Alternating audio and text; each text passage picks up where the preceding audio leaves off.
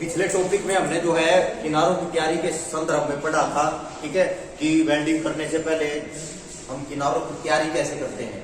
ठीक है, वेल्डिंग चाहे गैस से की जाए या आर्क से की जाए, पर कई बार जो मोटे मेटल होते हैं, अधिक मोटाई की जो प्लेटें होती हैं, उनके किनारों की तैयारी करना अनिवार्य होता है।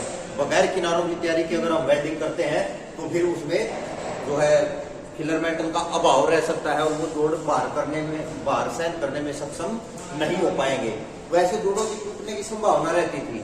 ठीक है, तो इसीलिए हमने किनारों की तैयारी के संदर्भ में जाना था, जिससे हम एक मजबूत जोड़ का निर्माण करने में सक्षम हो सकते हैं। ठीक है, तो जोड़ बनाने से पहले एक चीज की और जरूरत पड़ती है, जो आज का हमारा टॉपिक है, और उसका नाम है सरफेस क्लीनिंग, यानी कि सतह की सफाई। जिस सतह के ऊपर, जिस सरफेस के ऊपर हमें वेल्डिंग करनी है प्लेटों के, उसकी सफाई करनी जरूरी होती है। अगर हम उसकी सफाई नहीं करेंगे तो क्या होगा, वो जंग खा जाएगी। ठीक है, मतलब उस पर अस्थिरता हो जाएगी। ठीक है, और जहरीला धुआं भी उत्पन्न हो सकता है कुछ चीजों के जलने से। ठीक है, सफाई किस चीज की करनी होती है बेसिकली हमें। ठीक है, जैसा कि हम देखते हैं कि लोहा होता है, स्टोर में पड़ा रहता है, हमारे पास वर्कशॉप में पड़ा रहता है, तो जैसे वो एनवायरमेंट के उसमें रहता है, गैसों के संपर्क में आता है तो उसमें जंग लग जाता है। कई बार पेंट लगा हुआ होता है, कई बार ग्रीस लगा हुआ होता है। ठीक है, कई बार तेलीय पदार्थ लगे हुए होते हैं।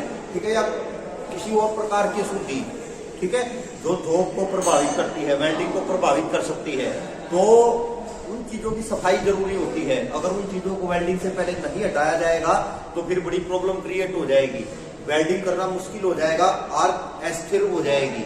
ठीक है, अगर आर्क प्रॉपर ढंग से नहीं चलेगी तो बीड भी टेढ़ी मेढ़ी आएगी और जो है हमारी वेल्डिंग की गुणवत्ता जो है वो प्रभावित हो जाएगी। ठीक है, तो इस चैप्टर के अंदर हम देखते हैं कि कौन कौन सी अशुद्धियां ऐसी है जो कि वेल्ड को प्रभावित कर सकती हैं।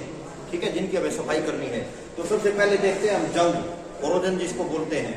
तो जंग जो होता है, कई बार क्या होता है, लोहा जब ऑक्सीजन के संपर्क में आता है तो उसके ऊपर एक परत बन जाती है।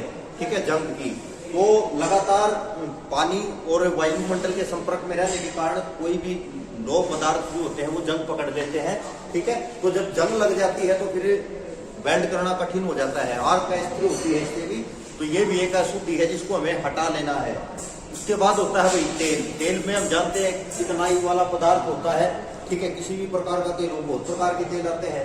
ठीक है, सभी में चिकनाई होती है, तो तेल भी आर्क को अस्थिर करते हैं, तो जोब की सफाई बहुत जरूरी हो जाती है। ठीक है, उसके बाद है ग्रीस। ग्रीस भी एक तेलीय पदार्थ है। ठीक है, चिकनाई युक्त पदार्थ है, तो ग्रीस को भी अगर हम जोब की सरफेस से नहीं हटाएंगे तो ये भी आर्क में बाध्यता पैदा करेगा। उसके बाद है पेंट। पेंट की परत में भी आर्क नहीं बनती है। ठीक है, अच्छी प्रकार से अर्थिंग नहीं मिल पाती है और आर्क शुरू नहीं हो पाती है, तो इसलिए हमें पेंट की परत को भी हटा लेना पड़ता है। ठीक है, तो ये तमाम अशुद्धियां होती हैं जो कि हमें हटानी होती है, रिमूव करनी होती है। इनकी वजह से आने वाले मुख्य दोष जो होते हैं वो होती है आर्क अस्थिरता और जहरीला धुआं उत्पन्न होता है। जब पेंट जलेगा तो धुआं उत्पन्न होगा और वो वेल्डिंग करते रहेंगे हम लगातार लंबे समय तक होनी है, तो वो धुआं हमारे सांसों के द्वारा हमारे शरीर में प्रवेश कर जाता है, और जब हमारे शरीर में प्रवेश कर जाएगा तो उससे क्या होगा, हमारे स्वास्थ्य संबंधी परेशानी हो सकती है। ठीक है, तो आर्क तो स्थिर रहेगी ही, जहरीला धुआं से भी हमें नुकसान पहुंच सकता है। ये सभी चीजें जहरीला धुआं उत्पन्न करती हैं। ठीक है, टॉक्सिक फ्यूम कहते हैं जिसको अंग्रेजी में। ठीक है, तो टॉक्सिक फ्यूम की वजह से चक्कर आने की समस्या, उल्टी होने की समस्या, कुछ इस प्रकार के लक्षण दिखाई दे सकते हैं। ठीक है, तो हमें कोशिश करनी है कि इन अशुद्धियों को हम पहले ही हटा लें। इन अशुद्धियों को रिमूव करने की दो विधियां हैं, एक है यांत्रिक विधि यानी कि मैकेनिकल मेथड जिसको हम कहते हैं। ठीक है, मैकेनिकल मेथड, इस विधि में हम क्या करते हैं, वायर ब्रश के द्वारा, ठीक है, वायर ब्रश के द्वारा, एमडी पेपर के द्वारा, रेती के द्वारा, ग्राइंडर के द्वारा और फ्लेम क्लीनिंग के द्वारा जो है जोब की सफाई करते हैं। ठीक है, वायर ब्रश के द्वारा हम जंग वगैरह को हटा सकते हैं, एमडी पेपर से हटा सकते हैं, हैंड ग्राइंडर से और रेती से, फ्लेम क्लीनिंग से जो तेलीय पदार्थ होते हैं इस प्रकार के, उनको जला सकते हैं। आग से ये चीजें जल जाएंगी और वो परत साफ हो जाएगी। ठीक है, तो ये विधि होती है हमारी यांत्रिक विधि। एक रासायनिक विधि होती है केमिकल मेथड। ठीक है। केमिकल मेथड में रासायनिक अम्लों का प्रयोग किया जाता है। बहुत सारे तेल ऐसे होते हैं, पेंट ऐसे होते हैं जो गहरी पकड़ बना लेते हैं जॉब के ऊपर और किसी भी प्रकार से नहीं हटाए जा सकते हैं। तो उसके लिए हम क्या करते हैं, रासायनिक अम्लों का प्रयोग करते हैं। तो ये उन चीजों को जला देते हैं, जैसे नाइट्रिक एसिड है, सल्फ्यूरिक एसिड है, फास्फोरिक एसिड है, जो स्टेनलेस स्टील की सफाई के लिए इस्तेमाल हम करते हैं। उसके बाद है कास्टिक सोडा, ठीक है। तो ये रासायनिक अम्ल है, रासायनिक अम्लों के द्वारा हम जो है जॉब की सतह की सफाई कर सकते हैं।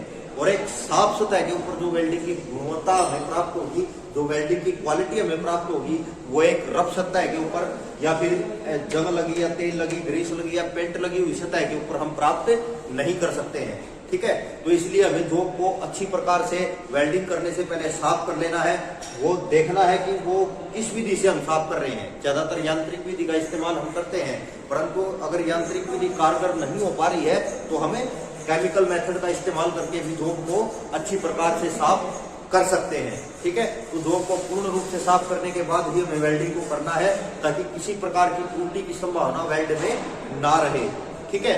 और वेल्ड भी गुणवत्तापूर्वक प्राप्त की जाए, क्योंकि एक जो गुणवत्ता वाली वेल्डिंग होती है, वेल्ड होते हैं, उनकी कीमत में और एक खराब वेल्ड वाली प्रोजेक्ट की कीमत में बड़ा अंतर आ जाता है, ठीक है। एग्जाम्पल अगर हम देखें कि एक मार्केट में सेब 100 रुपए किलो भी है, 50 रुपए किलो भी है, ठीक है, 20 रुपए किलो भी है, तो वो क्वालिटी के ऊपर निर्भर करता है। जो टॉप क्वालिटी की चीज हम वेल्डिंग से भी बनाएंगे, उसकी क्वालिटी भी जो है, उसके दाम भी हमें अच्छे मिल सकते हैं, ठीक है। तो इसलिए हमें सरफेस क्लीनिंग जरूर करनी चाहिए, ताकि अच्छी प्रकार से हम कार्य को पूरा कर सकें।